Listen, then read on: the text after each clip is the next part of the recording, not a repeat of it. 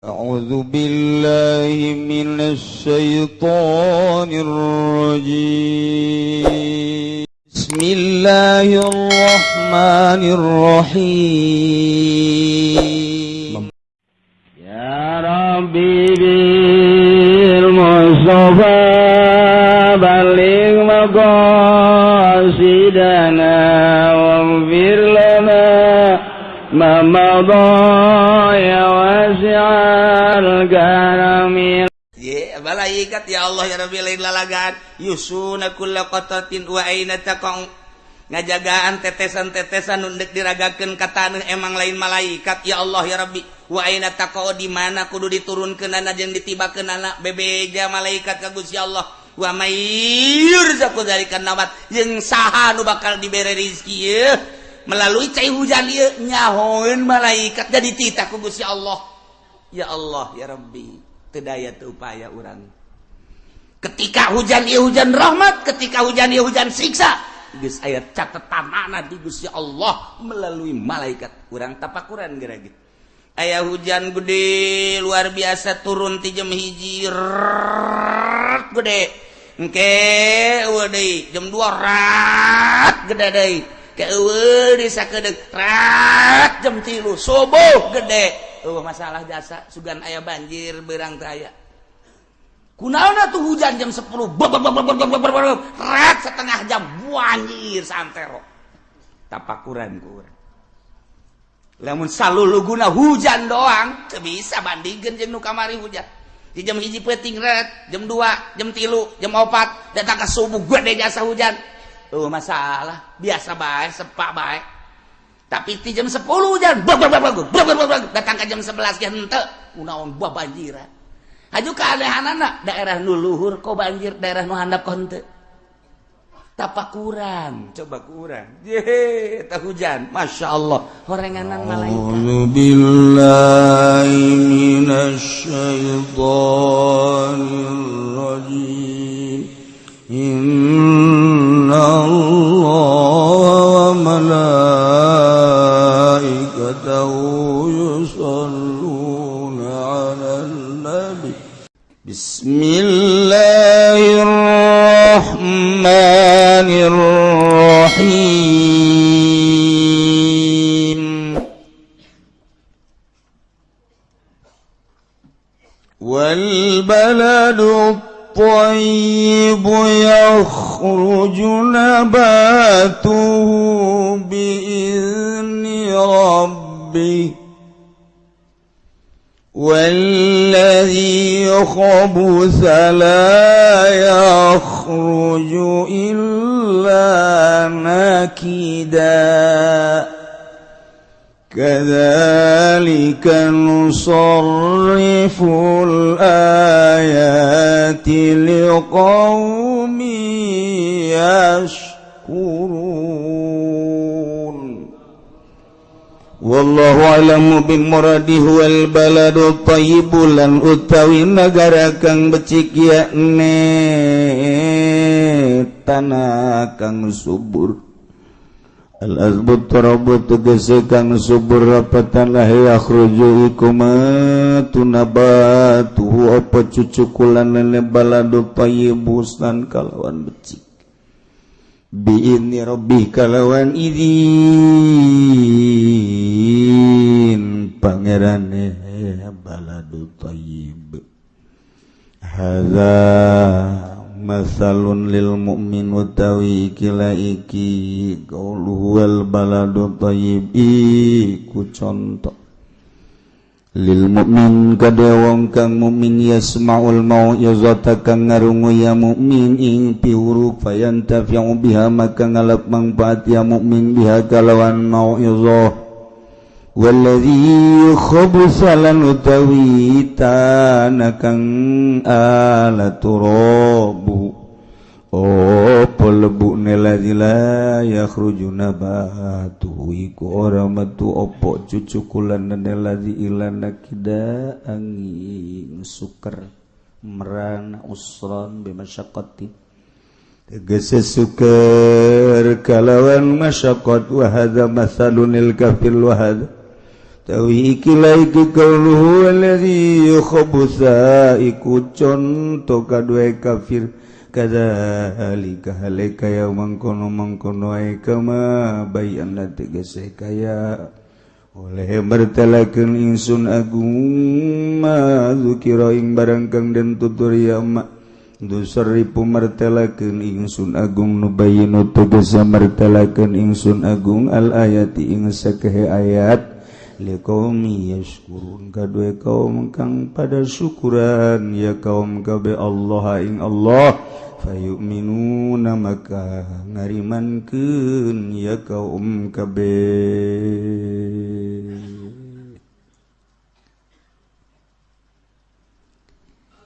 nuluikeun ayat anu kamari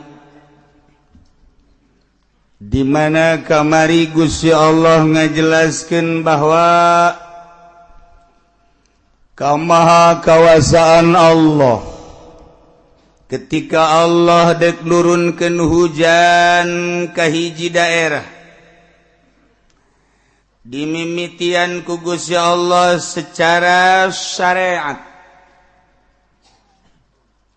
Allah nyiptakeun angin jang nyedot cai laut.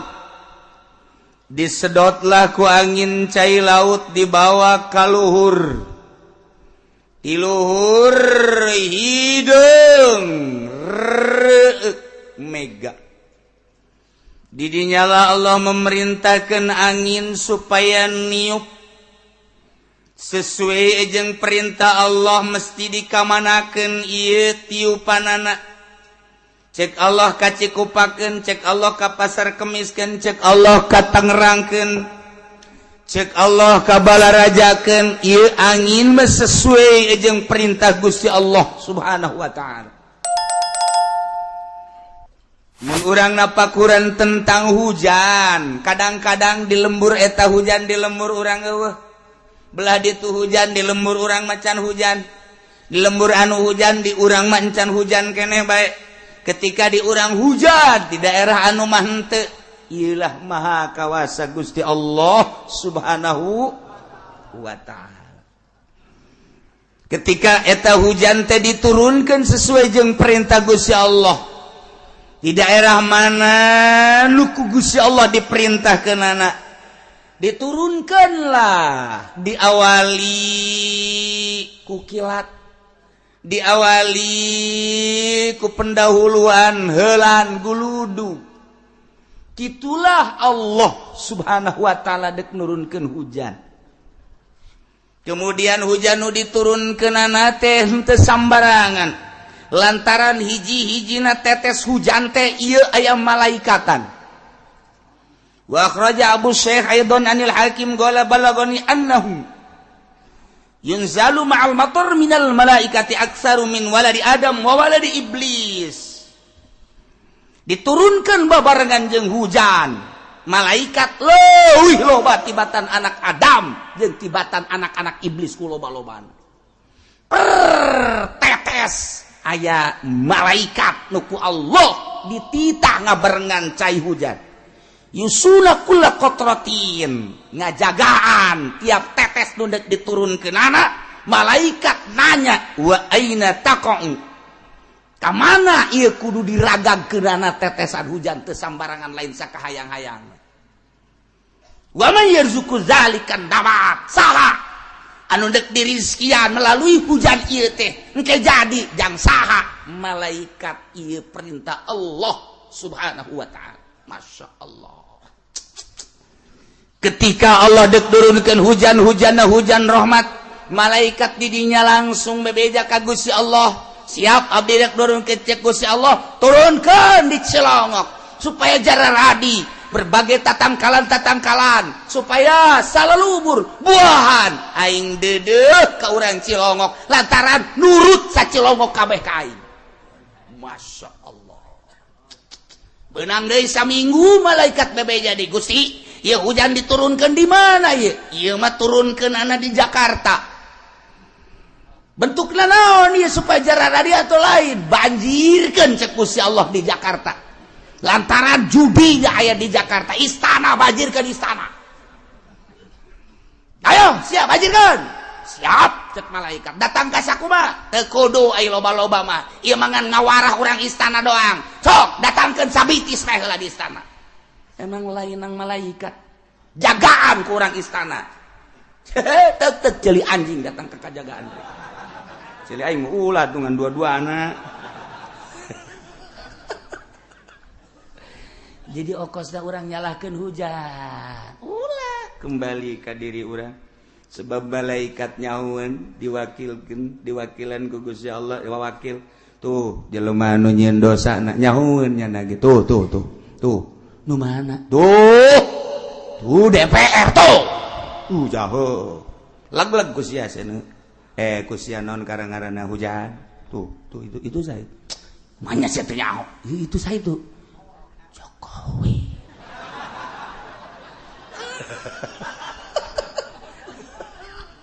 Aduh, iya tuh. Malaikat ya Allah ya Rabbi lain lalagan. Yusuna kulla qatatin wa aina taqau. Ngajagaan tetesan-tetesan nundek diragakeun ka taneuh emang lain malaikat ya Allah ya Rabbi. Wa aina taqau di mana kudu diturunkeunana jeung ditibakeunana bebeja malaikat ka Gusti Allah.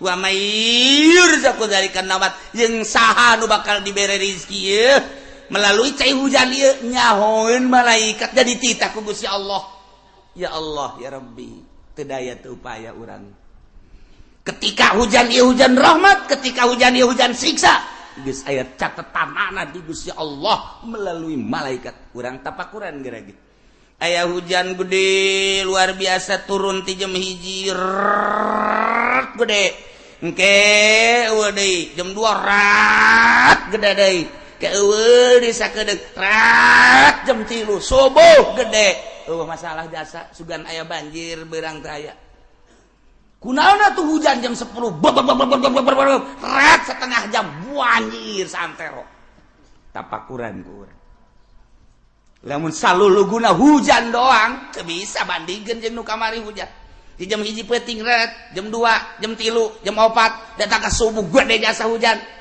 masalah biasa bae sepak bae tapi di jam 10 hujan datang ke jam 11 ge henteu kunaon buah banjir haju keanehanana daerah nu luhur kok banjir daerah nu handap kok henteu tapakuran coba kurang tah hujan Masya Allah horenganan malaikat lamun urang nyaritakeun anu kamari di Syekh Abdul Rauf Aceh eta tsunami sakitu gedena tuh kunaon geura ieu laut ieu makom di dia tsunami kok teu daekeun cai ka dinya je atuh malaikat itu ulah ka dieu ka ditu ka pondok ka ditu ayo ka rendem pondok terendem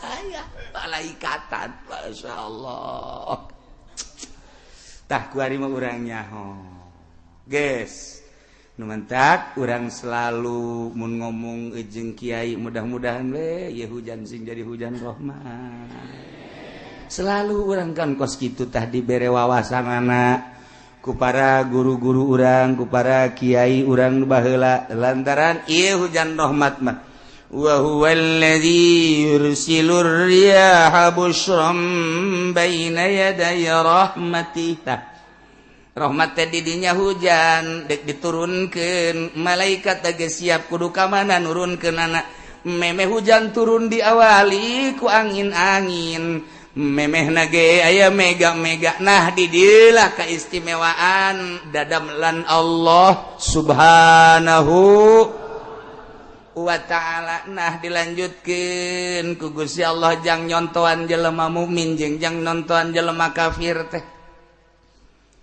dawan Gusti Allah wal baladu thayyibu yakhruju nabatuhu bi idzni rabbih ari taneuh anu bagus mah anu gembur mah anu subur taneuhna ketika diturunan hujan teh yakhruju nabatuhu kalaluar jajadian-jajadianana eta kalaluar jajadian teh lain sakaluar-sakaluarna horeng biidzni rabbi kalawan izin pangeran Masya Allah brug hujan tiis karasana ka urang urang isuk-isuk anyep luar biasa cai sing kerelek dina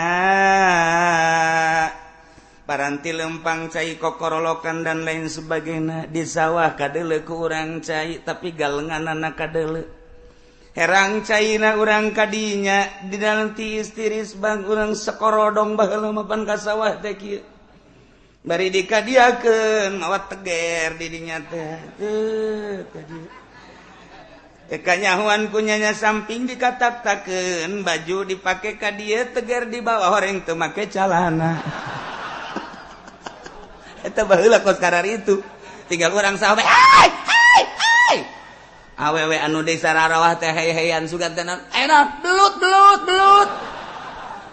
mana eta tewak belut nya mah ka dieu tuh mana belut eta ngagantung kan jaheuh lakon baheula kos kitu eta potret-potret baheula masyaallah karim eta ku bunga-bungahna cai hujan teh rahmat datang ka teu make calana dongengna loba jasa ibuna jeung bapana anak kabeh dibawa ka sawah yu terus di sawah lulumpatan budakna ju hayang ngising ban budak ge di sawah teh bek bebejapan indungna di tengah sawah bapana jauh ngising di calana loba budak baheula mah nu ngising di calana di sawah emang lain kumaha lalakonna masyaallah eta indahna cai rahmat. Terus jararadi urang kahuma kadinya ya Allah ya Rabbi di huma ge jararadi segala rupa nu dipelak teh urang ka kebon ja baheula mah aya kebon eta di kebon teh jararadi geus mah sueg jadi badur jadi di sisi tangkal cente jadi kagadung-gadung jadi sagala rupa anu ngeuna jeung tulngeuna ge kabeh jararadi barang di deuleu belah ditup kacipet loba jasa budak kuali mah teu nyaon ka kacipet di deuleu ku urang tunduk ka ranca pondok aya di ranca pondok di dinya teh ya Allah ya Rabbi di dinya teh loba jasa wow nu pararanjang teh ya katipuk urang teu nyaon ka katipuk daon cenah katipuk eta makanan khas pasar Kemis wow ngeunah jasa isuk-isuk urang gadeukeun sakola jundeuleu bebanjiran di pondok di dinya teh loba katipuk dicokotan kieu can ngadaharna naon di imahna didahar ku urang masalah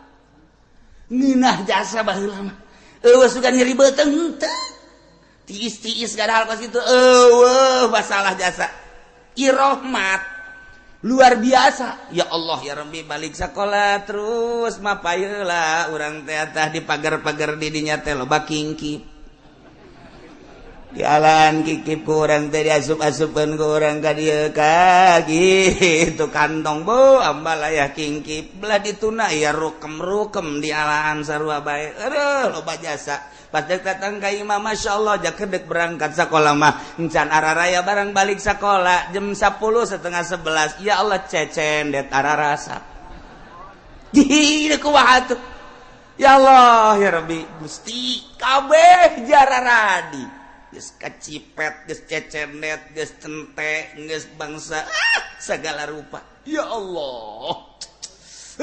Wahara. Ta eta teh rahmat tuh kos kitu jararadi. Jatah tadi gecak malaikat di mana abdi kudu nurun di dinya. Nek dijadikeun rahmat jararadi. Waduh, pare gori jararadi. Teu kudu di pupuk-pupuk cara kuari di deuleu ku patani bari ngarokol lisong fut di deuleu dihandap ya Allah lauk cekecepeng geus puguh lauk betik mah jeung betok endet segala rupa lele leutik ambalayah di juru-juru sawah teh geus teu kudu make naon nyokot bae sair sakumaha nu bapa kolotna dicokot baheula Aju datang ka imah dikeretan teu kudu dikeretan ku indungna pek kumbah gua taina ge digoreng.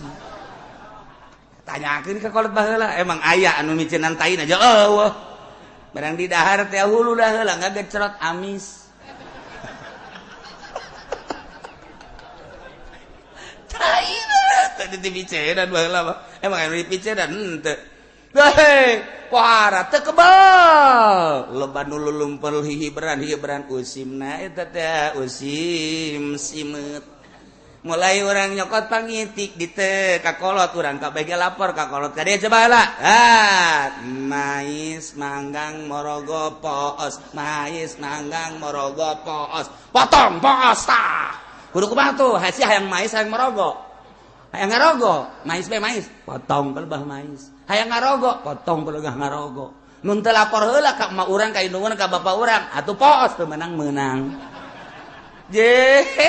baheula masa dikitukeun trak menangan boh diasikeun kana botol eta potret-potret baheula di zaman-zaman Bung Karno masyaallah masa-masa indah masa jelema jalalujur jeung adil masa-masa wanon kitu ngaranna kitu lalai keluar pas tepat waktuna asal maghrib keluar diojok-ojok ku budak teh keluar memeh maghrib asup deui lalai baheula mah nurut asup deh cak lalai ngeganggu gua belum maghrib lo asup deh lalai jujur baheula lu mantak cek abah almarhum coba deulean cing coba lalai geus aya keluar tancan di deuleu geus bah maghrib geus yakin jasa asal lalai keluar maghrib hiji mangsa mah di deuleu kukula teh geus kaluar teh lalai geus bah di deuleu ih gak kurang 10 menit manja lalai geus kaluar geus bah orang santri tas ngojok-ngojok santri teu beres mah ti baheula tah miheulaan bae cak abah teh ulah sok diojok-ojok eta karunya sia ulah eta asal diojok asup deui tapi lalai eta lalai baheula bae nurut coba anak urang kuari maghrib di mana-mana eleh ku lalai bolon eta anak urang kuari ya Allah ya Rabbi zaman indah jasa nu kamari ngeunah jasa simet digoreng ngeunah lele digoreng seungit betok digoreng seungit kuari mah ngomong beutu teh macan ayana eta doang beungeut sia atuh heuh sih tapi ngeunah aju pentingna lantaran patani mah terus mirunan masyaallah ngepul galuhur ja aya tiris pan baheula di daerah Pasar Kemis mah sarua jeung di Lembang Bandung baheula mah weh indah jasa maghrib teh siduru urang di dinya jam 7 jam 8 aju lantaran dirinya siduru maksudna mah supaya haneut belah dituna aya huma aya dangdeur cacawenean dikorek di jero nu boga nama teu nyahoeun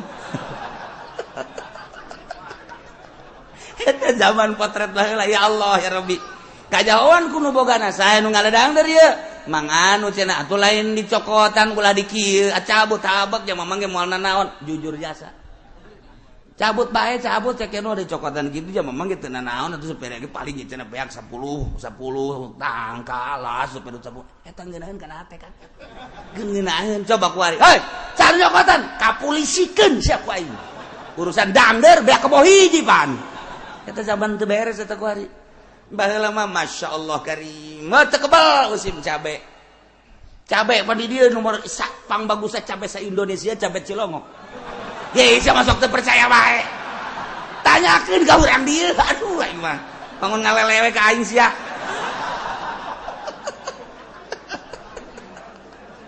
ya Allah patani di Cilongok teh kapan musim cabe manu bagus tadi dijual eta anu kameron ditumpukeun kapan di dinya anu lakuna dijual nu teu lakuna dibikeun ka tatangga nu teu boga cabe dibikeunan ka santri santri luar biasa usim cabe mah weh santri teh meulem cabe coel cabe kemudian atuh sambal cabe nyayur cabe kabeh ngising di sawah ambualaya kabeh ngabeten kabeh kuna nyeri bujur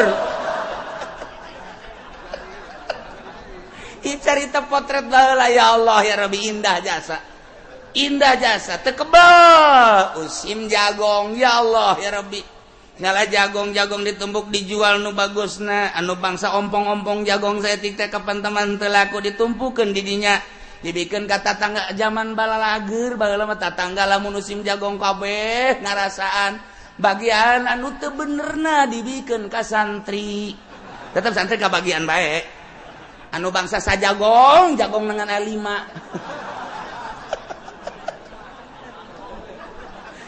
gele 5 siki atau tetep santri mah wow mantap dikeuretan kunyanya dicacak di sayur Atuh santri emang kumaha gitu, boro-boro jagongnya nama. Tangkal kalapa dicacak di sayur. Santai. Ieu carita potret baheula rahmat Allah karasa jasa ku kabehan. Ya Allah ya Rabbi. Urang lamun melak tangkal cau hiji brang menang saminggu kunaon jara radi eta anak-anakna kuari mah hese hayang anakan. Aduh, dapuran itu. Ya Allah ya Rabbi. Kemudian tangkal awit di ditu sadapur ti ditu sabatur urang hayang sabatang bae mah. Ya Mang, kula butuh awit ngalah sahayang nasia sadaek nasia nu belah mana bae tuh nu kus karolot bari tuduhkeun ku nyana tuh nu belah ditu geus karolot mah. Los alas sadaek nasia. Da kumaha coba? Kuari coba. Kenal aja ngalawi polisi. Zaman polisi kuari. Baheula mah ya Allah ya Rabbi. Ceng, siapa cenah bebejana sabatang pan eueuh 5 kurang. 5-nya. Ayo geus tuh basi kurang ngalah deui sia tuh. Tiis kana hate tiis. Nginaheun, masyaallah. Ceng sia ngalawi. Cenah sia bebejana 5 10 mah. Geus 10 cukup. Aja aya anak abah ka mana eta? Milu jeung kula. Anak milu. Nu mana eta anak Mang? Nu awewe milu teh. Awina di bawah, anakna milu. Masalah itu baheula mah geus kitu. Neng, sia kunaon milu? Nyana mawaan awi karunya jasa teu kabawaeun ku kula dibantuan. Eta nu awewe ge milu bantuan. Sia mah bogoh meureun, kitulah. Aduh, ieu keur carita bobogohan ge di tangkal awi baheula waduh. Potret baheula tah ieu rahmat, masyaallah karim ngeunaheun tarariis. Neuk barang dahar hui loba, kemudian atuh ibutun aya, kemudian atuh naon kareng dangder aya. Ih kasuag-suag ngeunah baheula. Balang baru imal nyaweun suag. Bisa-bisa ngadahar badur, mabok sia. Nah ieu naon ieu maksudna ieu? Iyalah wal baladut thayyibu yakhruju nabatuhu bi'izni rabbi. Taneuh anu subur mah nu diturunan hujan ku Gusti Allah merupakan hujan rahmat nu dibawa ku malaikat. Yakhruju nabatuhu kala luar jajadian bi'idzni rabbih kalawan izin pangeran Gusti Allah subhanahu wa ta'ala. Ya Allah ya Rabbi kan nginahan subur lah eta keur carita palawijo. Nah kuari tangkal buah baik nu dipelak baik anu henteu atawa jajadian bola deh kuari mulai kembangan ku ayana hujan tadi. Sagesa kembangan tekebal langsung pentilan terus karolot kadele aya nu koneng di luhur sakampung ngadagoan ragagna eta buah potret baheula. Sakampung kararieu bae ngadagoan angin wer patek trok buah jeung buah lantaran patek ragagna hiji nu perebutna aya 100-an mebreg. Buah anu diperebutkeun mah buah daging tapi hulu bara rentus. Indah jasa. Geus teh jahoeun budak kuari mah kos kitu teh teh jahoeun. Di ditu perebut buah daging, di ditu perebut buah kaweni, di dieu perebut buah golek, di dieu perebut. Asal aya angin bae ge. Sakitu dihareupeun imah pelakjana diperebutkeun masalah. Indah jasa baheula mah. Nu bogana mah teu kabagian. Melak buah golek dihareupeun imah angin gede pan gola deh buah golek mah war perebut didinya tinggal nu bogana bae kieu bae sugan marah henteu geus beres angin menang teu sia coba eta tuh menang cenah gola mah elehan ke tungguan ku mamang dipangajulkeun endeu kumaha ku ngeundah-ngeundah teuing kuari dengan sia telok-telok ka dieu mulung buah sia mulung buah melak aing edit sia ka polisikeun sakumaha.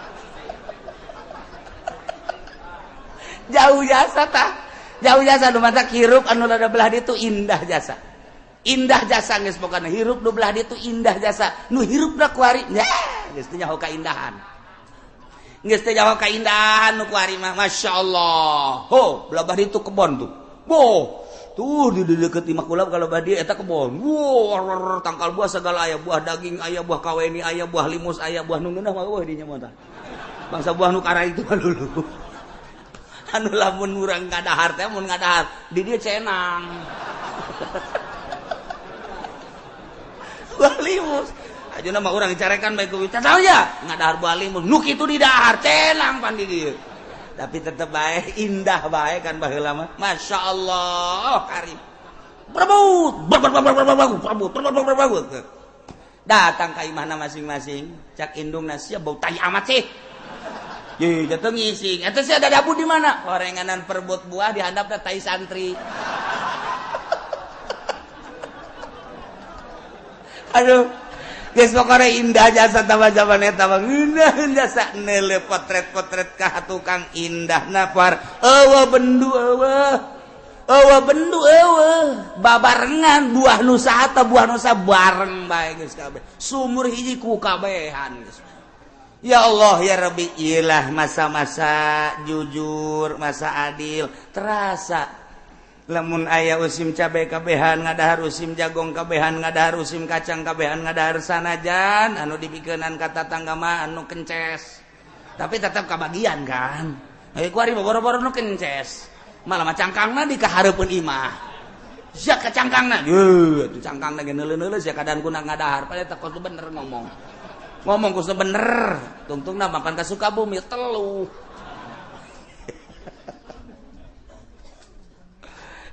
Indah jasa. Nah, eta keur carita hujan diturunkeun ka taneuh anu subur. Efekna sagala rupa jararadi geus pugu nu dipelak nu dibelak ge berbagai jukut jararadi tatangkalan jadi kembangan jadi buahan dinikmati ku kabehan. Ilah gambaran jelema mukmin masyaallah.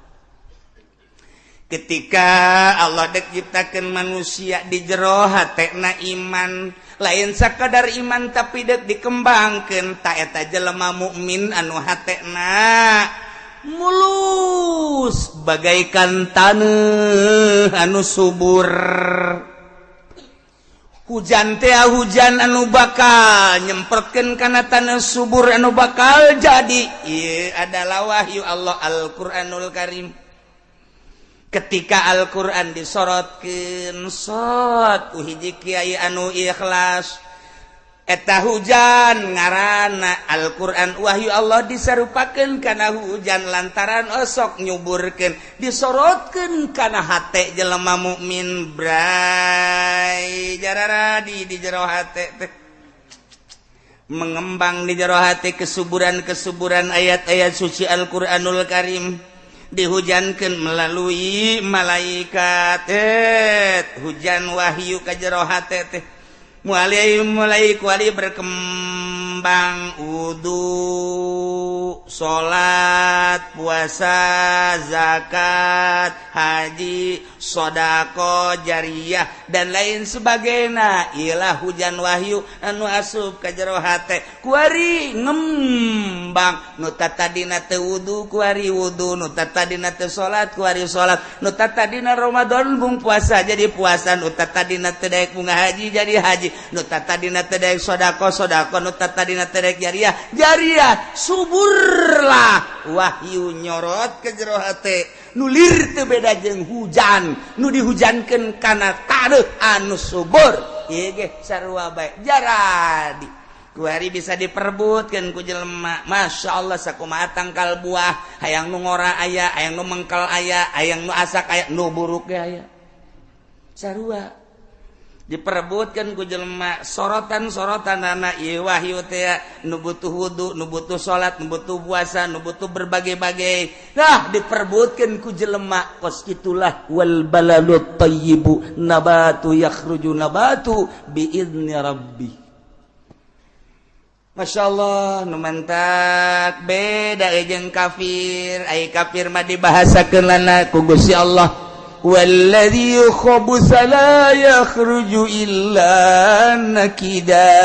Ari taneuh anu teuas, ari taneuh anu sempit, ari taneuh anu teh subur, didinya pinuh ku babatuan-babatuan, pinuh ku kitu. Naon ngaranna anu bangsa teu ngajadikeun kana jajadian-jajadian, pinuh ku batu-batu, pinuh ku seplit, pinuh ku segala rupa anu bakal nanduskeun. Na ieu mah taneuh sanajan dihujanan layak rujuna batuhu teu daekeun kaluarkeun kana jajadian. Hujan mah hujan tapi teu daekeun kaluar jajadian illa nakida, kecuali hese anu luar biasa. Nah ieu taneuh teu subur pinuh ku batu, hujan turun teu daek jararadi. Kitulah gambaran jelema kafir. Hatena lir teu beda jeung taneuh anu liat, taneuh anu teuas disorot ku wahyu Allah, geus puguh wahyu nyorot ka jana ngabalir bae. Kurang kumaha pinterna Abu Jahal lantaran taneuhna taneuh batu, langsung tina baham Kangjeng, tina lisan Kangjeng ngabalir. Kurang kumaha Abu Lahab je pinter jasa teh. Tokoh Mekah anu lain lalagaan Abu Lahab datang ke aya dina Al-Qur'an. Tabbat yada Abi Lahabil wa tab ma aghna anhu maluhu wa ma kasab. Eta sayasla naron za lahab wa imratuhu hammalatal hatab fi jidha hablum. Eta teh Wahab, masya Allah, lain lalagaan. Kurang kumaha, wahyu nyorot, mantul teu daekeun bae. Tah Abi Lahab, Abu Jahal, Abi Lahab, Sufyan dan lain sebagainya. Eta taneuhna diciptakeun ku Gusti Allah liat pinuh ku batu. Sorot teu daekeun. Kuari urang mah kuari alhamdulillah ibarat taneuh mah meureun urang mah taneuh subur. Ulah ka amin boh-boh henteu. Tapi urang mah mudah-mudahan alhamdulillahirabbil alamin keur dihujanan. Tapi tatangga urang di lembur, tatangga urang di boluluhur urang di geus nyahoan, tapi tetep bae teu daekeun geus puguh nu kalalapir mah di saantero urang lain teu nyahoannya lantaran taneuhna batu. Teu bisa jararadina naon. Urang mah alhamdulillah barang dihujanan ku Al-Qur'an cep ka jero jararadi, ternyata orang nu jararina bensin malulu. Tangkal cucuk jadi di dieu. Aya bangsa bubuahan mah teu daek jararadi heran. Nu jadi mah imah yang bangsa kitu bae cucuk-cucuk erbis bae. Geus datang ka imahna bendu nu aya. Eta ge sarua. Aya bae nu beukieun mah embe mah deutep beukieun. Geus jana atuh menyatu jeung embe. Cek embe teh pantas ngaji sih aju ngomong aing di jerona ya jukutan. Loba omong, geus milik kula tuh cek embe teh. Jadi nyana tas ngaji ge tetep lain jeung musola menyatuna jeung embe. Tuh, kumaha nu jadina di jero hate urang bae hujan jadi. Hujan ngahujanan taneuh subur taneuhna geus papare jadi, atuh dangdeur jadi, hui jadi, geus puguh bubuahan jadi, horenganan tangkal bujang kaget ge anu katoel aja. Cucuk kan, cucuk kali age jadi dan lain-lain sebagainya jararadi. Geus puguh jukut-jukut jararadi. Nu sok dijieun samak teh jukut taun karang-karangna. Walingi ge jararadi. Nah ieu nu di jero hate urang nu jadina sorotan-sorotan teh apakah anu bermanfaat apa henteu? Kurang tinggal introspeksi bae kurang. Lamun cucuk, pacul cucuk. Pacul cabutan kurang. Jukut cabutan kurang. Sing hade bae pare nu kacabut jukut diantep sing hade. Ya Allah ya Rabb. Lamun urang ngembalikeun ka maha kakawasaan Gusti Allah, Allah nyaritakeun hujan jeung taneuh anu subur. Ketika dihujanan teh jararadi kamangpaatanana karasa baik ku nu bogana atawa ku batur kitu keneh hate-hate jelema mukmin. Ketika dihujanan wahyu Al-Qur'anul Karim jararadi engke bisa dinikmati baik ku nyana atawa ku batur nikmat jasa horeng kabeh ge biizni rabbi. Urang nu mantak aya di dieu ge keur dihujanan ku ayat wal baladut thayyib ieu teh aya izin Allah. lamun taya izin Allah masa gagahna urang sahebat ta urang saboga mobil urang saboga ongkos urang tetep bae teu daekeun ka dieu eueuh izin di Allah urang nu mantak aya di dieu aya izin Allah deuk naraon cenah ieu ka dieu deuk ngaji lain deuk naon deuk deuleu pondok nu kamari kahuruan teh sia juga sia aing kan ngaji lain aing deuk deuleu itu we cenah bangunan aya nu nanya ka kula kieu deuk bangun deui itu kumaha aing bae henteu maksudna deuk dibangun teh henteu atuh saya emang deuk nyumbang teh henteu atuh nu nanya-nanya teh nyumbang henteu naon henteu nanya bae karibet-ribet sia badalekeun bae atuh henteu cenah tuh kula hayang nyaho bae engke maksudna lamun kiai neuk ngabangun deui kulakan di lembur deuk maksudna donatur ijang pondok Cilongok aju engke kieu maksudna kiai lamun meunang 100.000 50 jang kula tangkorak ieu ieu bangsatna ieu mentak aing mung loba omong ge eta kos kitu ieu cenah kiai ngabantuan kula bae tangkorak sia meureunana ieu jahanam ieu ya alhamdulillah kejadian masalah bea kabeh lurah hadir camat malam eta ge hadir isukna bupati ge hadir alhamdulillah kepedulian hadirna doang alhamdulillahirabbil ulah kaseri mah keur hadirna ge geus alhamdulillahirabbil alamin berarti kan nyana nyaho tuh geus jadi ku hadirna ge nyana nyaho berarti tuh geus hadir adapun ka dituna ulah loba tanya sebab saya mah nanya doang kan. Gitulah para jamaah kaum muslimin wal muslimat rahimakumullah horeng geus aya izin Allah lamun ieu dik dijadikeun jelema subur biizni rabbih Allah lah anu ngurus ieu dik dijadikeun setengah subur biizni rabbih Allah lah nu ngurus ieu mah deuk dijieunkeun nu bantat biizni rabbih Allah nu ngurus emang sakitu izin Allah lamun urang ningali ka zaman baheula istimewa jasa ai diurus ku Gusti Allah mah deuk disuburkeun contoh Kangjeng Nabi Musa alaihis zaman Raja Fir'aun anu dahsyat luar biasa kasienan ku informasi tukang sihir tina impian Raja Fir'aun ku kasieunana bakal aya nu ngagantian kerajaan tahta maka teu meunang aya budak lalaki termasuk orok bolo kunaon atuh Kangjeng Nabi Musa ka kawasan Allah lahir di saat rait seperti itu lahirlah Kangjeng Nabi Musa kasienan indungna besi terbunuh sebab lain puluh lain ratus ribu di Mesir anu dibunuh Israel anu dibunuh ka kawasaan Fir'aun teh jazirah eta baheula bunuh bae geus pokona daripada nyana ngegele aing tapi maha kawasa Allah lahirlah Kangjeng Nabi Musa ku kasieunana indungna secara manusiawi diasupkeunlah ka jero peti terus dibungkus rapi nyanggakeun Gusti sadaya-daya abdi ti Gusti anak abdi ge nu Gusti cenah deuk disalametkeun nu Gusti cenah deuk dibunuh ku batur ku Firaun nu Gusti abdi mah geus leupas tanggung jawab abdi kasieunaan Gusti mangga nu Gusti dipasrahkeun ka Gusti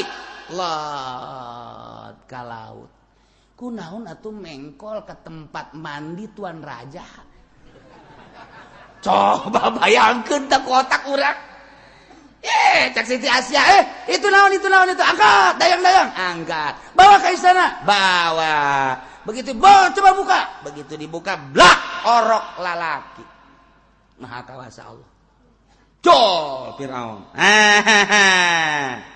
iya moal salah nu bakal ngagantian aing iya bolo keheula ka cek pamajikanana kan orok-orok nu di negara urang nu kudu dibunuh pan ieu macan kanyawan orok ni mana jehe urang kan teu boga anak saha nu nyaho ieu teh ngajadikeun berkah kana kahirupan urang ulah dibunuh lamun di negara orang kekawasaan kakak bunuh sama kabeh tapi ieu mah pentingnya hoti manana meureun ieu nu bakal ngalawan orok anu bakal ngagantian kakak ieu oge nya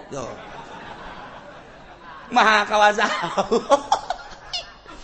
dibereheun tapi Firaun dibereheun bener-bener masalah anu bakal ngabantuan karena kerajaan kakak kebersinambungan kakak nya adab antep gede iya lain caritana eta musuh di dalam rumah sendiri maha kawasa Allah masya Allah kos dilema nu nyandung musuh napa majikan napa eta di luar majanya da tarariis barang asup ka jero alhabatan neraka jahanam ya aing kunaon nyeun neraka cagana teh nah orok sapoe ceurik teu daek nyusu wah coba tangan nundaknya nyusuan.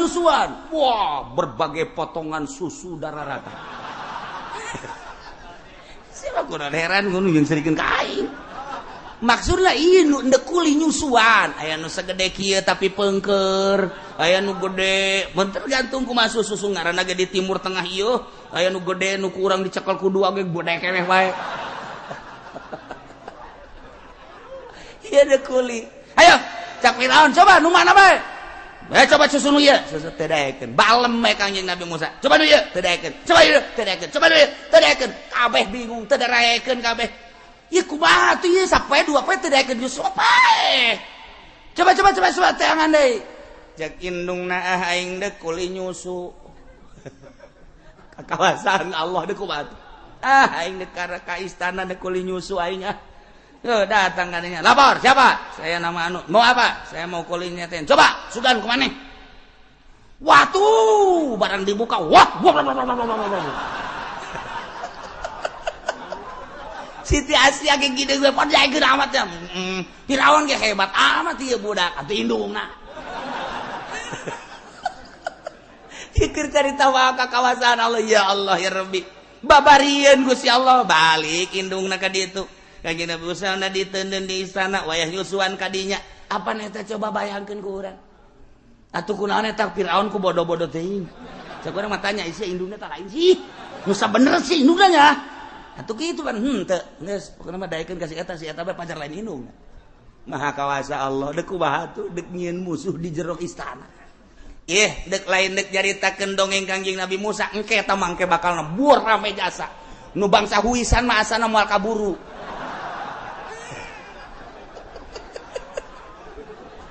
mangganing rame jasa ya Allah ya Rabbi ieu mah endek dicaritakeun wa haramna alaihil maradi'a Allah nyegah ka Kanjeng Nabi Musa ka tukang-tukang nyusuan coba bayangkeun dibere susu embung susu itumbung susu embung bung kunaon eta nu mantak embung dijaga ku Gusti Allah lain makhluk anu sambarangan teu sambarangan nyusu ieu mah deuk dijaga ku aing cai susu na ge teu meunang sambarangan kudu anu tetesan ti indungna turdu halal teu bisa sambarangan embungeun Kanjeng Nabi Musa padahal kurang kumaha cai susu anu tadi dicekal dua teu bahi teh subur jasa teu daekeun lain teu geunah dijaga ku Gusti Allah sebab ieu cai susu kadaharanna sambarangan ti dieu teu daekeun sambarangan nu ieu sambarangan dek dijaga ku Gusti Allah wa haramna alaihil maradi'a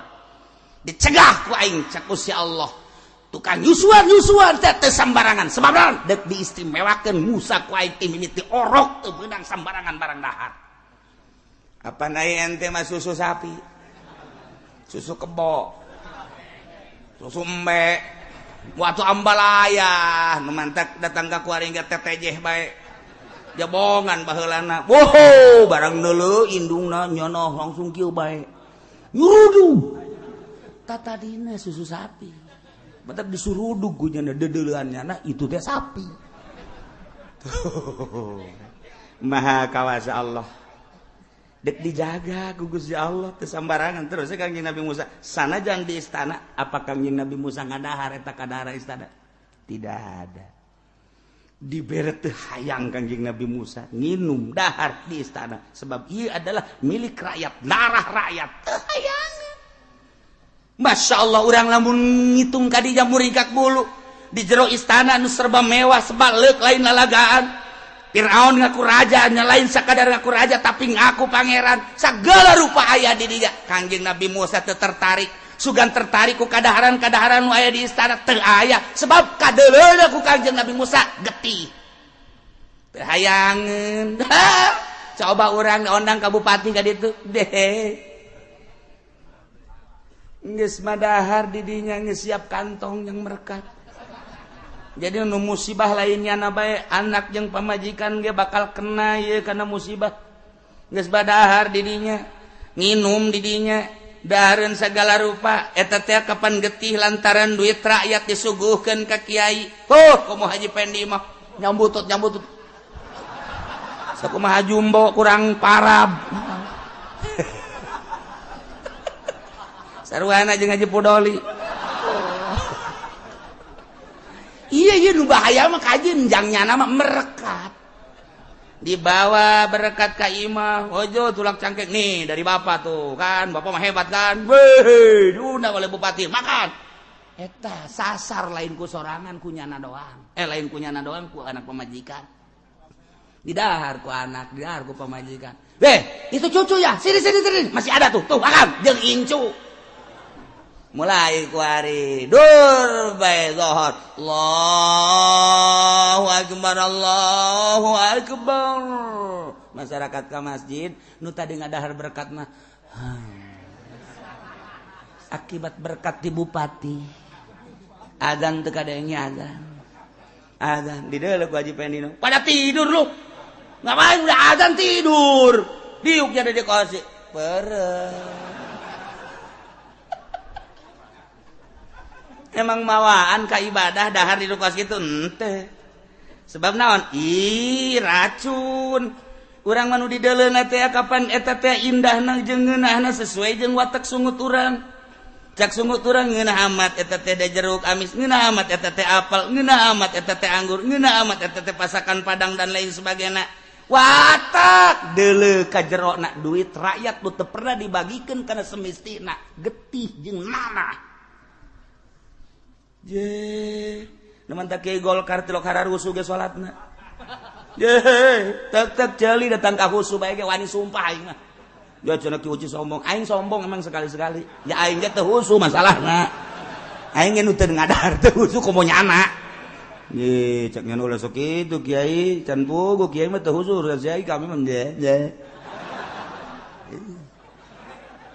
Aing mah sebab naon boga anggeran ti Kangjeng Nabi. Bensinna ti mana Kangjeng nyarita namun si kadinyakeun ngomong naon soek teh apa aing ye tadi siang ngomong ka aing sombong tah Kangjeng nyarita tah kumaha dahareuna ayo sia nu di luar teh nyahoeun sia rugi kajen kumaha ge ieu mah keur carita nah masalahna ieu Kangjeng Nabi Musa dijaga ya Allah ya Rabbi. Terus datang ka gede dijaga sebab naon deuk dijadikeun pelopor anu luar biasa teu sambarangan. Ke urang dongeng Kangjeng Nabi Musa na kuari di zaman Kangjeng Nabi urang Kangjeng Nabi Muhammad sallallahu alaihi wasallam aya seorang waliullah kutub anu kabeh ngarujuk ka dinya saha Abu Yazid al-Bistami Syekhul Mursyid seluruh torikoh dek torikoh Tijaniyah dek torikoh Utsmaniyah dek torikoh Ghazaliyah dek torikoh Satoriyah dek torikoh Qadiriyah dek Naksabandiyah Qadiriyah Naksabandiyah jeung berbagai torikoh kabeh ngarujuk ka Abu Yazid al-Bistami. Emang kumaha gitu? Abu Yazid al-Bistami waktu dihamilkan indungna sehat luar biasa. Tapi ketika barang dahar asal dahar nu teu jelas bae ngamuk di jero beuteung. Abu Yazid orok kene di jero beuteung indungna dahar nu teu jelas ngamuk di jero. Datang ka kaget indung aku ngamuk budak. Datang kalau geus datang ka tikoro utah deui ku amukan Abu Yazid al-Bistami di jero beuteung. Masyaallah karim, urang lamun inget kadinya pohara amat Gusti Allah. Dek kajadikeun seseorang anu istimewa di jero beuteung keneh. Lamun tadi Kangjeng Nabi Musa teu daekeun Yusuf geus kaluar, ja emang tadi nage ti indungna ieu. Ieu mah ieu mah indungna keur carita indungna. Nginum asal teu jelas, baru dah satu ketika indungna dikiriman ku pemerintah. Di jalan kene geus ngamuk. Di jalan kene indungna dikiriman ku pemerintah geus ngamuk bae. Wah, cak indungna pasti teu beres ieu dahareun nu bakal datang bae ieu. Ngamuk ajol-ajolan, ngamuk. Begitu datang kalawang, wah langsung utah-utahan pamajikanana. Encan ge di dahar geus utah-utahan. Coba cak pamajikanana, cak indungna, inditkeun eta inditkeun barang dahar ti pamarentah, inditkeun, diinditkeun gajah tentrem. Coba Haji Pendi. 180 derajat bedana. Ya Allah, ya Rabbi. Nah, kos gitulah Abu Yazid Al-Bistami nu mantak diangkat jadi Kutubul Syekhul Mursyid dari seluruh thariqah. Terus keluarlah Abu Yazid Al-Bistami teu pernah ngadahar, teu pernah barang dahar lamun lain nu halal jasa. Bahkan pernah terjadi ketika di Ais, indungna masih nyusuan kene kan kanyana. Ngadaharlah barang menang pamere nu jelas eta teh pedagang nu jelas pedagangna teu jujur. Begitu didahar ku indungna Abu Yazid Al-Bistamina di Ais kene can boga tanaga orok berem takaratnya 2 poe 3 poe orok berem bisa nepak kadaharan nu deuk didahar ku indung plah. Namun Haji Pedi what asana ieu mah ya lain deui mah kageteun indungna ya Allah ya Rabbi munajatlah indungna ka Gusti Allah ya Allah ya Rabbi abdi teh ieu ngandung budakmu ieu kok aya perbedaan nah Gusti selalu berontak bae di jero beteng hingga ketika abdi rek barang dahar hiji dahareun ieu teh kok ditepak aya naon Gusti abdi nyuhunkeun petunjuk Gusti langsung peting nasara indung ngimpi kapanggih jeung Gusti Allah ya Allah eta ngimpi urang mah jeung Gusti anak uyang aing mangimpi urang mah sakunaon itu urangnya sarengkosan aing ngimpi diundang-undang anjing hideung aduh hadeuna ge hudang aing lain pika tadi aing hudangkeun capek aing impian urang mah kos kitu bae gimana kubata eta teh geus disimpulkeun bae teu nyaritakeun kos kumaha ngan disimpulkeun eta langsung ti Gusti Allah cak Gusti Allah wahai Ibu Yazid kaula deuk ngajadikeun hamba kaula nu ngaran Abu Yazid Al-Bistami urang Bistom melalui rahim anjeun ku kula deuk dijadikeun manusia nu pangsucina sadunya setelah nabi kaula mantak dijaga ku kaula di jero beuteung keneh ketika anjeun deuk barang dahar nu teu jelas jana berontak ku dijaga ku kaula masyaallah maha kawasa Allah ialah wal baladut thayyibu yakhruju nabatuhu biizni rabbi tinggal kuari introspeksi jeung diri urang mun tadi Kangjeng Nabi Musa seperti kitu istimewana mun urang nyaritakeun Tuan Syekh Abdul Qadir sakitu hebatna bulan Ramadan ge puasa mun urang nyaritakeun Abu Yazid Al-Bistami Syekhul Mursyid seluruh thariqah seperti eta poharana coba ka diri urang geus datang ka mana urang ngadaharan riba geus datang ka mana urang ngadaharan perkara-perkara dahareun jeung inuman nu teu jelas ketika urang jadi pamarentah geus datang ka mana urang barang dahar anu teu jelas lain selain gaji urang ketika urang dagang ketika urang tani dan lain sebagainya bener ge ieu kabeh ge meunang Allah meureun mun urang teu bener ku Allah urang deuk di kana neraka meureun naudzubillah min dzalik wa min dzalik maha kawasa Allah ngajagaan hambana Gusti Allah di jero beuteung keneh terus datang ka kuari ge nu dijaga ku Gusti Allah ya Allah ya Rabbi moal kebal deui abdi teh ieu barak menghadap ka Gusti ketika abdi menghadap ka Gusti tengah-tengah negara anu keur lain lalagaan ramena informasi teh lebih cepat daripada kekuatan cahaya terjadi di dia Amerika geus aya terjadi di Inggris geus aya berita-berita tersebut teh ya Allah ya Rabbi saat menjaburna hujan HP nu dijaga ku Allah mah teu aya saat menjamur televisi nu dijaga ku Allah teh hayang, saat menjamurna riba nu dijaga ku Allah geus teh hayang, geus lain nyaritakeun haram halal nya geus dibere embung bae ku Gusti. Ditanya ge ieu sih haram apa halal sabodo siangan aing mah dibere embung bae ku Gusti. Dijaga ku Gusti Allah. Mun eueuh nu dijagaan ku Gusti Allah hancur umat teh kumaha. Carita riba geus dihalalkeun, carita haram geus dihalalkeun, berani ku ari mah. Lamun urang nyaritakeun tentang maling, korupsi geus ambalaya teu dijagaan ku Gusti Allah. Mun urang nyaritakeun tentang mabok zina geus teu dijagaan ku Gusti Allah. Kaheureyan mata jeung ceuli geus teu dijagaan. Sal Allah Maha Kawasa Allah biizni Rabbi aya jelema nu bertahan. Hampangeun ku kawasa Allah, hampangeun ku irodat Allah, hampangeun ku kekuatan Allah, hampangeun ku daya Allah. Seakan masalah nyanggakeun sadaya-daya mah dibane kula-kula ih ya teu hayang ieu cacak-cacak nu dijagaan ku Gusti Allah deuk kumahaeun ku. Lamun di Pandeglang nu dijagaan ku Gusti Allah ajur sa Pandeglang. Serang nu dijagaan ku Gusti Allah ajur Serang. Tangerang mun eueuh nu dijagaan ku Gusti Allah ajur Tangerang. Jakarta mun eueuh nu dijagaan ku Gusti Allah ajur Jakarta. Ngan aya kene nu ku Gusti Allah dijagaan nu hampangeun. Mamawa kaapikan kawaroan teu kudu nyaritakeun di kitab teu geus kitu bae ku Gusti Allah. Jauharna zatna diciptakeun sakumaha Allah nyiptakeun Abu Yazid Al-Bistami. Embungeun ti jara beuteung keneh.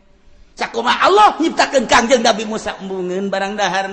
Sakumaha Allah nyiptakeun junjunan alam Kangjeng Nabi urang Kangjeng Nabi Muhammad sallallahu alaihi wasallam babarieun Gusti Allah. Masyaallah karim. Jadi ulah khawatir emang nang Allah kabeh ngan urang ulah cicing terus berjuang mah ngomong haram terus bae nu haram mah didegekeun jeung teu didegekeun lain urusan urang. Mata kiai teh ya selip saeutik dina nafsuna. Kumaha? Nafsuna asal teu ngaji bae kanyana bendu.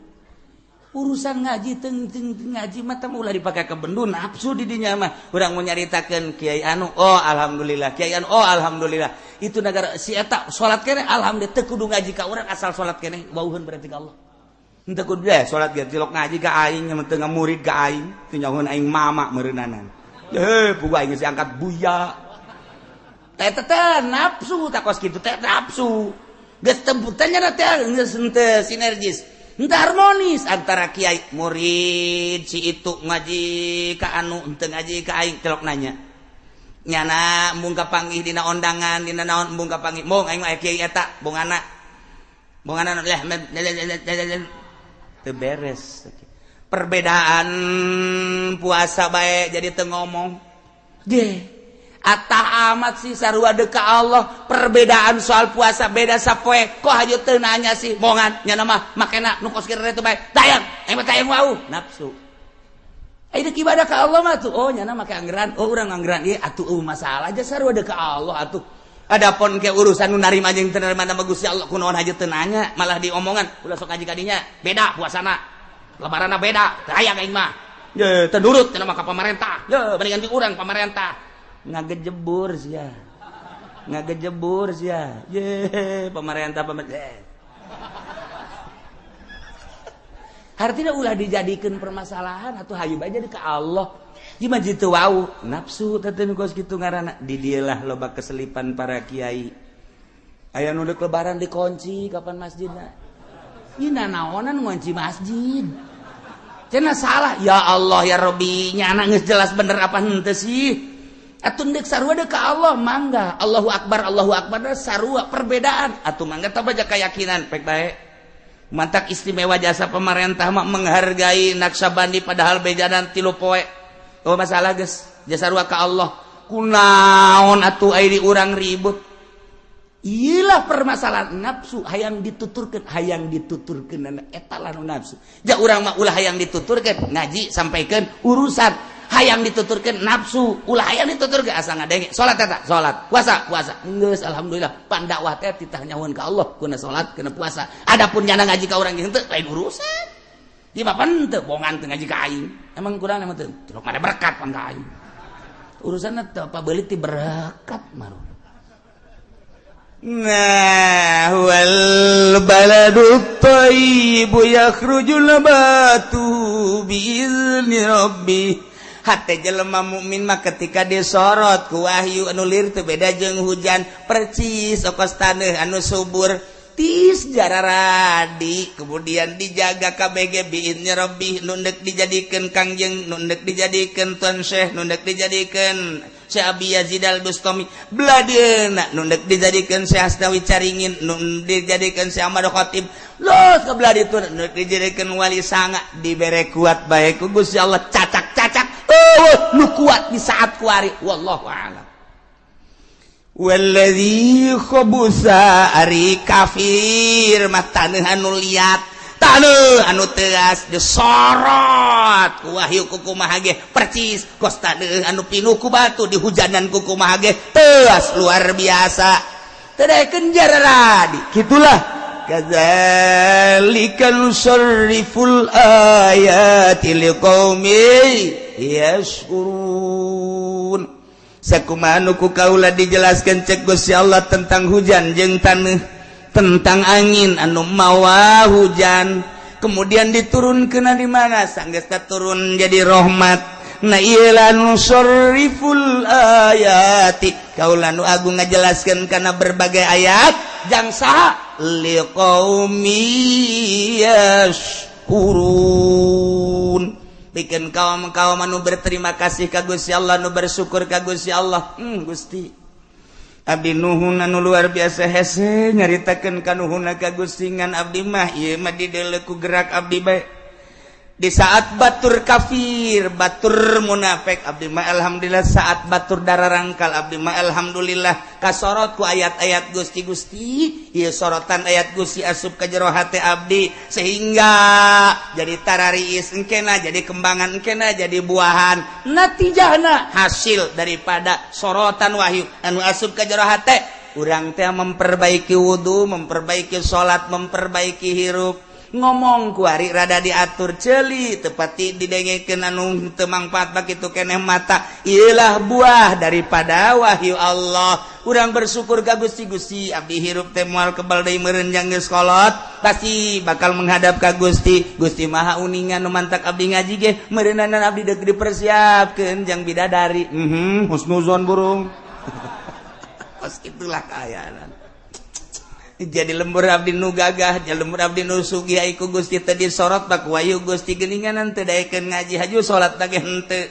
Haju amburadul malah genggengan jeung jajawaraan. Nauzubillah min dzalik Gusti. Janggakeun eta ge makhluk Gusti ngan hadena abdi mah henteu disapertikeun kitu ulah kukumaha. Ngan hadena abdi mah henteu dijadikeun saperti kitu. Abdi mah dijadikeun sakumaha kahayang Gusti nu res nu bagus ya deh anu dipake karidho ku Gusti. Ieulah horenganan nusarriful ayati liqaumi yashkurun.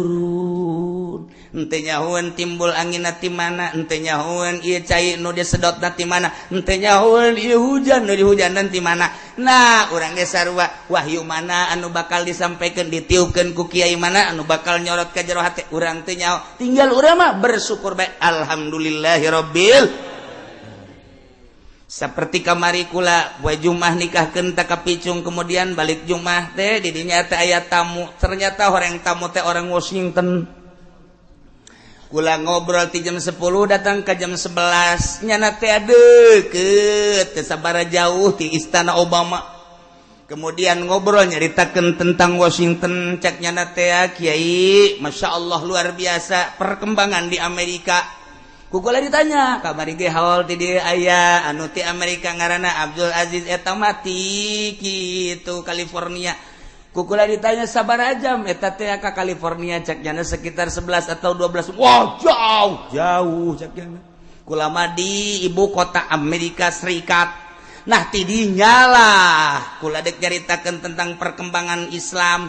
Ketika Amerika nyerang ke Irak, balik di Irak ternyata arasup Islam. Lain dongeng bohong berarti eta. Kuari geus ribuan di Washington sehingga ieu presiden ge kageteun kok ieu bisa kos kieu yeuh sehingga ngototlah umat-umat muslimin di Amerika nu aya di Washington hayang ngabangun masjid. karena di ditu mah Yahudi aya kesulitan, ternyata di Cia aya salah satu Cia nu asup Islam. Masya Allah, iyalah kakawasan Allah jeung rahasia Allah. Masya Allah karim, nyanalah nu asup Intel Cia ka parlemen Amerika memohon supaya ngebangun masjid, diizinanlah lantaran nyana sorangan balik ke Amerika asup Islam. Dibangunlah di tengah-tengah kota Washington. Wah, masjid megahna luar biasa, bagaikan istana. Kuari arasup ka masjid eta sanajan di luar mah ieu tentara kararieu we masalah. Jadi ketika Jumatan tentara Amerika ngajaga ge lain naon lantaran besi ngayakeun kitu teror-teroran teroris. Belah ditu dijieun gereja ge anu dijieun masjid. Sehingga kuari teh terjadi pembahasan di Washington tentang perkembangan Islam di Amerika. Ya Allah ya Rabbi. Mantak cek manehanana ge kiai kula moal kebal deui bakal ka Washington, kiai ge diajak ka ditu. Dua tanu ngajak. Jadi kula mah geus jelas pisan geus aya ti nyana, endek ngajak aja pendi terserah nyana pisana. Sabodo lamun teh mah kula teh jadinya na mandek di ka Amerika keun bae dijariahkeun. Geus teh diharapkeun balik ku kula ge. Ilain lalagaan orang bebeneran. Masya Allah karim, perkembangan Islam luar biasa. Kukula ditanya Islam nu mana ieu? Aya Islam ahli sunnah wal jamaah, aya Islam wahabi, aya Ahmadiyah. Nu dibiayaan ku mereka Islam Ahmadiyah. Masjidna megah-megah Islam Ahmadiyah. Eta mah orang buatan Amerika. Nah, ahli sunnah aya kuat, ahli sunnah wahabi aya lah teu sabaraha beda cek cenah ahli sunnah wahabi mah penting mah ulah Ahmadiyah nya ge nyahoeun. Nah, iyalah di Amerika luar biasa. Cek cenah lamun kiai ka Amerika, henteu ka Washington, henteu ka California, henteu ka Texas, eta mah sarua jeung ka Mekah teu ka Madinah. Cek cenah kos kitu. Emang aya naon? Indah jasa cek cenah di Amerika. Maksudnya indah kumaha sih, Pak? Loba nu teu mare ke jalanan. Tadi jaritakeun perkembangan Islam, ku ari jaritakeun perkembangan Amerika anu sakahayang hirup. Cek jana urang jadi salaki pamajikan aya endek keluar bae teu meunang diganggu-ganggu. Bersanding jeung lalaki nu sejen salila manehanana suka atuh suka terus bae. Iyalah Amerika. Mentak kula hari teh saminggu teu betah ge. Aing teu betah di Amerika kos kadarieu amat ya. Eta kos kitu teh kebebasanana pohara. Tetapi kuari mulai mengenal Islam di Amerika. Lamun tadi nyaritakeun kamari urang di California, kuari di tengah-tengah ibu kota Amerika, Washington. Kuari masih kene di dia sekitar ceknya bangsa 3 bulan deui, engke kula balik deui ka Amerika, anak pamajikan teh di Amerika di ditu. Ya Allah. Kedek nyama deui ka dieu lantaran ka Amerika karak boga sajam doang, jam 11 pula ka masjid nyanana ka Jakarta deui. Nah yeung kedek ka dieu deui ngobrol tentang Amerika. Ceknya jangan enggak Pak Kiai, sana ke Amerika dengan saya. Berapa jam naik pesawatnya? 27 jam. Waduh. Terus itu dari sini ke Abu Dhabi nanti langsung Amerika. Itu sholat horenganan kapal Emirat, buatan kapal Emirat di jerona yang musolaan. Ya Allah, di urang mah imah ge musolaan. Horenganan nu jurusan Amerika, aku kali tanya kok itu kapal bisa ada musola. Saking banyaknya orang Amerika yang masuk Islam, maka warga Amerika memohon kepada Emirat supaya membuat kapal di dalamnya ada musolanya. Ya Allah, ya Robi, wartawan dia tilok jaritakeun kos kitu. Nyahuan aing jeung wartawan. Kapal Emirat ke saya. Itu cekulnya di dalamnya bagaimana? Di dalamnya ada kompas. Ketika lurus Baitullah kita selalu ikut. Ketika belok nanti kita ngikuti kompas. Aya di jerona. Ku dongeng doang mah hes mending dari itu bayu. Satu-satunya kapal waya musolaan adalah kapal Emirat. Itu juga dipakainya cuma satu jurusan Washington. Karena lamana di luhur pesawat. Lilana di luhur pesawat. Masya Allah karim. kuat Amerika ge bahkan ayat satu syekh waduh jam naik wallahu a'lam bis